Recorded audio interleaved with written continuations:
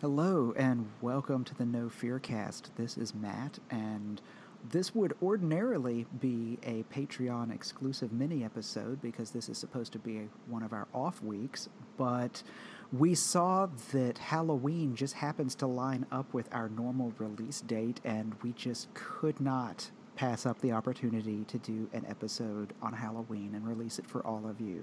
So just a reminder, if you like what you hear here in this mini episode that we're giving you today, then check us out on Patreon at patreon.com/nofearcast. For $5 a month, you will be able to get access to all of our mini episodes that come out in the weeks in between our main episodes.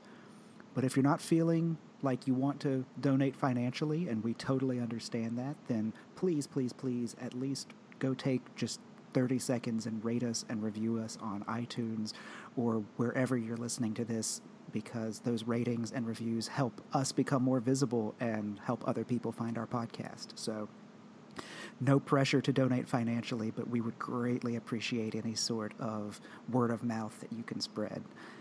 So without further ado, I guess I will turn it over to Mel and Lisa to talk to you about the history of Halloween.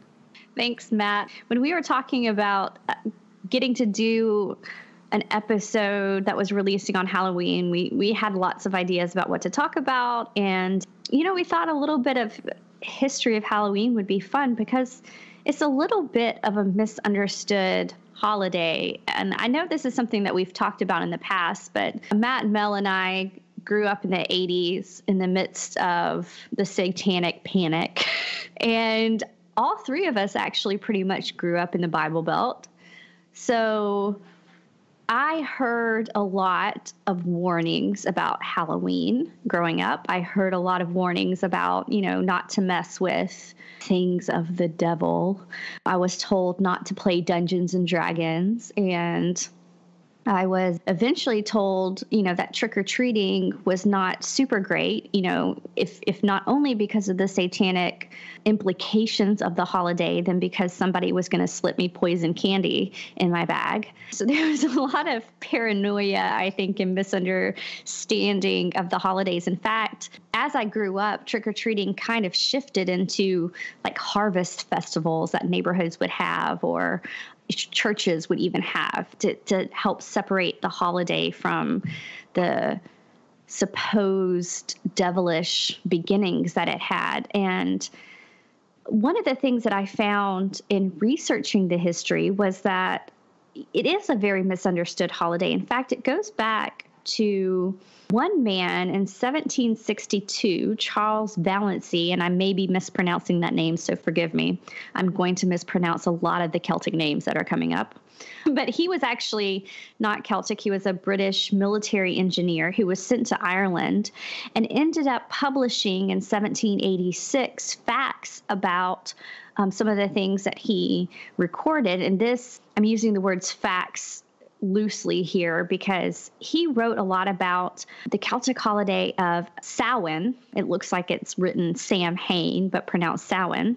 And he wrote that it was a holiday for a Celtic deity known as Balsab, which was Lord of the Death. Now, he somehow got people believing that Halloween, then known as Samhain, was all about pagan rituals that involved sacrificing to the Lord of Death. But here's the problem, is that even during his time, when he was writing this stuff, is he was being ridiculed by his peers, and his research was pretty much right away dismissed. The actual true history is that it came from a Celtic celebration, very similar to what we would consider like a harvest or even a New Year's celebration. It was 3 days starting when the sun went down on October 31st, and it celebrated summer's end, or, as I said before, harvest time. In fact, the word Samhain is derived from their word summer. So that makes a lot more sense than this Balsab that Valency thought it was relating to. It was a time when they would bring out food, Their alcohol was readily available. Mainly, they didn't have a lot of alcohol at the time, but they would bring it out, again, part of the kind of harvest celebration. But it was also a time when the community would come together. They would extinguish all the fires, and then they would relight them from a communal ember. So there was that kind of community aspect to it. And that's going to become important later, because those ember fires became bonfires later. It was almost like a tax day, too, for them. They would pay off all their debts. And there was a belief in the afterlife. And this will sound familiar to a lot of you, but during this time of Samhain, they believed that the veils between the worlds would open up. And it was one time of the year where it was thin enough to kind of have this communication with the afterlife.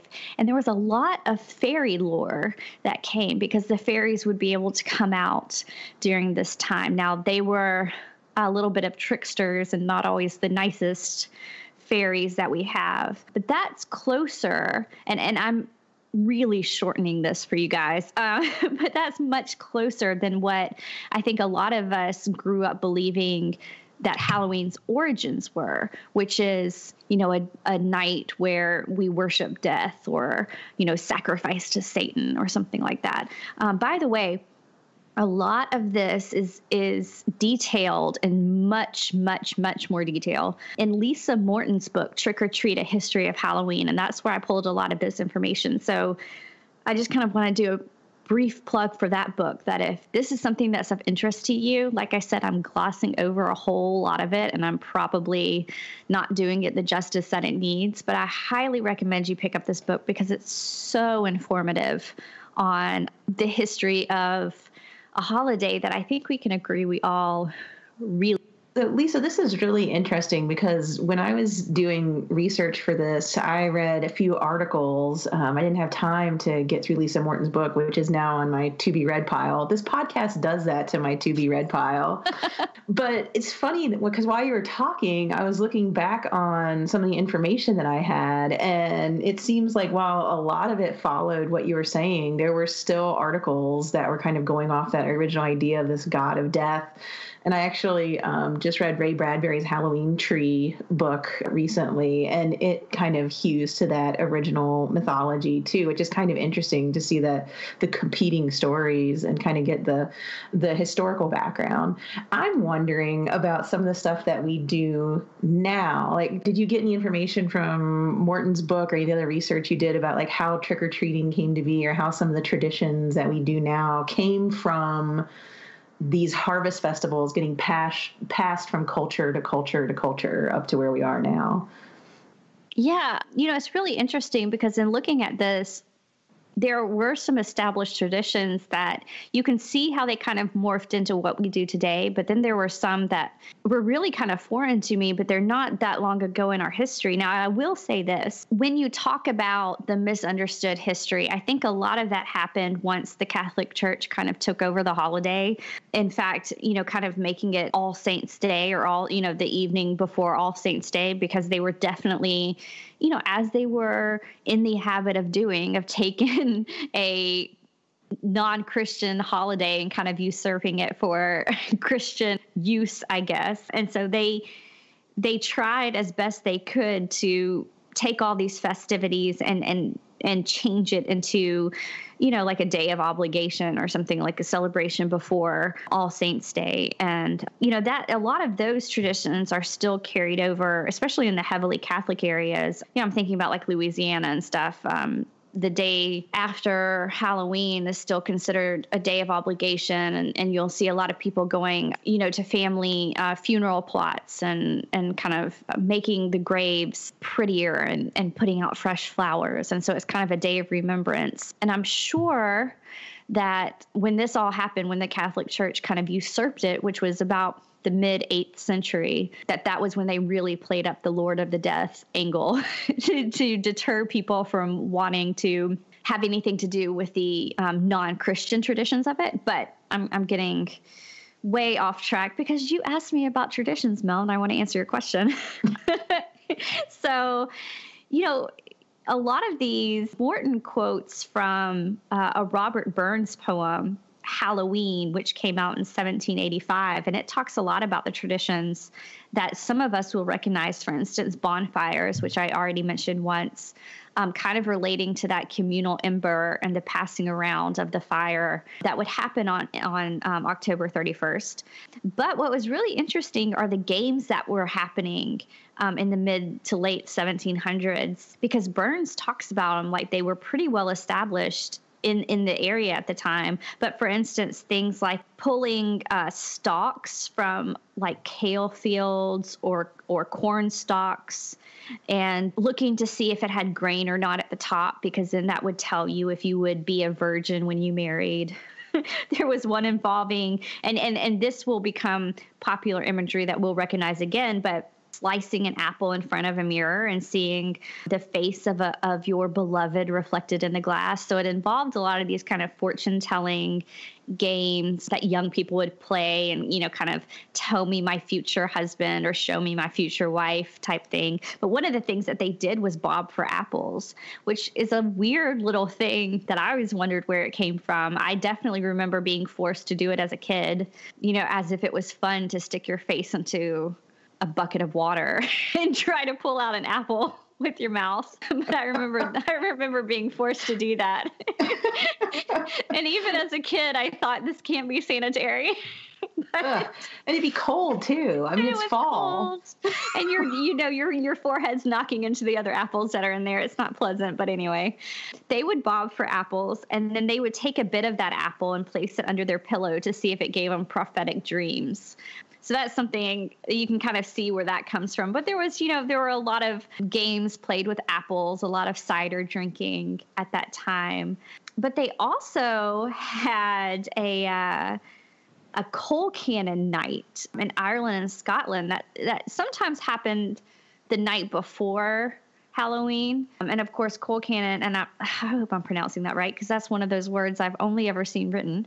But it's that dish of mashed cabbage and potatoes and onions that's popular. But they would use cabbage a lot of times in the games, and they would make other baked goods. But during this time, boys would go pranking, and they would go door to door, almost like a version of Christmas caroling, but they would tell rhymes. And of course, they were often kind of mischievous, borderline dirty rhymes, of course, that they would tell people, and they would trick them and prank them. And that was just part of the fun. Although this was really interesting that I found was that at around this time, all of these games and parties were very popular. And again, the Catholic Church kind of stepped in, and they thought people were still having too much fun on this pagan holiday. And so they tried to downplay it as much as they could, and it became a thing that really only children participated in. But it never died down. Like, they were never able to dampen it completely. And then after the potato famine, when there were a lot of Irish immigrants coming into the U.S., obviously they brought a lot of their customs with it. And around 1870, we began to see a lot of women's magazines presenting this holiday as kind of like, this is something fun to do with your children. And this is when we started seeing things like the witch imagery. I'm not entirely sure why that started coming up then, but there was a lot of talk of like placing a broom across your doorstep so that witches couldn't get in. And that was when the trickery or the prank nights kind of picked up again, which is actually when people started giving out candy and treats as a way of saying, please don't prank our home, just take some candy instead. And you can see how that would then funnel directly into what we do now, which is trick-or-treating. And what's really interesting to point out about this is that these prank nights didn't just happen on Halloween. In fact, I think it was something that just happened because it was happening on other holidays. For instance, Guy Fawkes Day and around Christmas with the German idea of bell-snickling, where people went from house to house for food and drink. And sometimes they even went in costumes and worked to scare children. And these traditions kind of melted with the Halloween traditions as well. And then, of course, in the 1950s, the candy companies realized that, hey, we can brand our candy towards Halloween. And then really around then is when we saw our modern understanding of trick-or-treating happening. But, growing up, I don't remember seeing a whole lot of pranks happening. Although I know in other parts of the country, prank nights are still big. Where I come from, which is the greater Cincinnati area, they always called it cabbage night when I was growing up. It was the night before Halloween, and there would be pranks and whatnot. And right before the episode, I was looking up to see what other names there were for that night. And Devil's Night and Mischief Night evidently are used in other parts of the country. But yeah, when I was in college and living at my grandparents' house, I came out the day after cabbage night to my car covered in raw egg. So yeah. As late as the 90s, there were still, in the early 2000s, there were still pranks happening. Toilet papering seemed to happen a lot. I don't recall anything too much happening at any house I was at the time. In fact, it wasn't until that time when I was getting ready to go to class in college that my car had egg on it that I directly affected. I guess my family had always given really good candy before. I don't know. We were protected somehow. But yeah, I know my grandfather would tell some stories about cabbage nights when he was a kid, because I guess it makes sense if treating, like going out for treats, wasn't really a big thing until after World War II. Someone of his generation, being a kid in the 30s, it's going to be more of the playing tricks on people and more like community harvest type stuff, I guess, before you get into that real commercialization. I don't know. Maybe I better investigate the traditions around where I live now. You need to be prepared. That's all I'm saying. Yeah, even when I remember going trick-or-treating, we always said trick-or-treat, and we never had a trick planned. In fact, I remember a few houses, I guess, thinking they were being funny. When we would say trick-or-treat, they'd say trick. And we'd kind of be standing there with our mouths wide open, in shock, wondering, well, what do they expect us to do now? We just want our, fun-sized candy bars. Yeah, they're definitely not participating in the transaction at that point. Yeah, but it is interesting how you can see that directly coming from the history, but it also being a relatively, at least what we know of it today, it's still a relatively new tradition that we've had. A little bit older than that are the jack-o'-lanterns, which I don't know if you read anything about this, Mel, but that the first jack-o'-lanterns being carved from turnips instead of pumpkins. Yeah, and the mythology behind that was really cool. Did you read anything about the myths around the jack-o'-lantern? A little bit, but I'm curious to know if we read the same ones. I found a couple articles that said there's a myth that a man named Jack invited the devil for a drink or a meal of some sort, and then convinced the devil to shapeshift himself into some money, like a coin, to pay with. But then when the devil did turn himself into a coin, Jack just threw the coin in his pocket with a cross so that the devil couldn't change back from a coin. Jack eventually freed the devil into the condition that the devil wouldn't bother him for his soul. And then after that, when he died, the devil basically wouldn't take him in hell and God wouldn't take him into heaven. And so he was like in this weird purgatory where he had this carved turnip. And some people claim that part of the myth is that he had used a turnip, like carving a cross in the turnip to trick the devil a second time. But either way, whether he tricked him once or twice, he was kind of like in this weird in-between place after death, and he would wander around with this lantern. And so people were like supposedly creeped out that he might come to their house or something. And so then people started making these jack-o'-lanterns either in honor of him or to warn things away. That was the basic gist of the stories that I saw.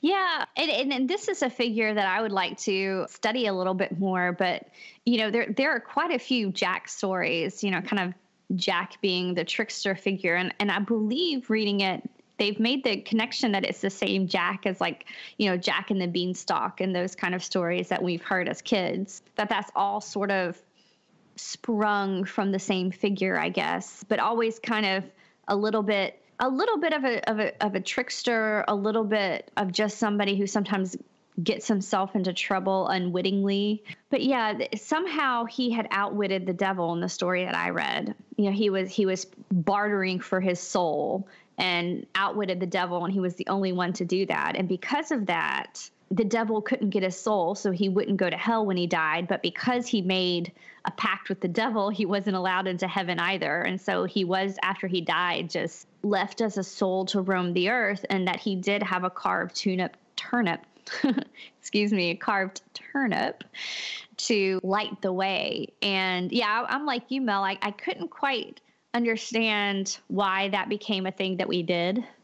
If it was a warning system or just in honor of him. But at some point it did become a carved pumpkin, which I'm glad for, because if you've looked at any of these pictures of carved turnips, they're rather scary. Yeah, they're pretty creepy looking. They look like shrunken heads or aliens or something. Yeah. Actually, they kind of like Voldemort. Yeah. That is a good description. Like before he fully forms back into when he's still only kind of half a face with a smushed in nose. Yeah.